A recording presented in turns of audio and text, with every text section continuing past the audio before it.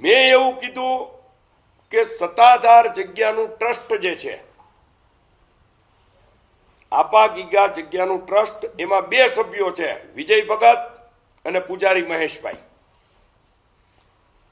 બીજું આપા ગીગાની જગ્યાનું જે ટ્રસ્ટ છે, ગૌશાળા ટ્રસ્ટ, એની અંદર 4 ટ્રસ્ટી છે.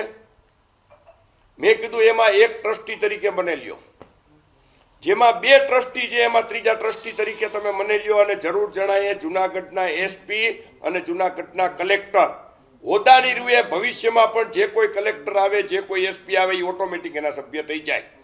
આ પ્રકારનો ઠરાવ થવો જોઈએ. શું કામ? તમે શું કામ ભાઈ ના પાડો? 22 તારીખે મેં લખીને દીધો અને આ પત્ર કાલ એને વાયરલ કર્યો. એટલે આ આપા ગીગાની ઈચ્છા, મૂર્ખ લોકો છે. એને 10મા પેજની મેં આમાં, તમે આ પત્રની અંદર ક્યાંય મેં એમ કીધું મારે મહંત થવું છે? આ પત્રની અંદર મેં ક્યાંય એવું કીધું છે કોઈ પણ જગ્યાએ કે મારે આ જગ્યા પચાવી પાડવી છે? અરે જગ્યા તો વિજય ભગતનો જન્મ નહોતો ને, તેથી જગ્યા મારા નામે હતી. તમને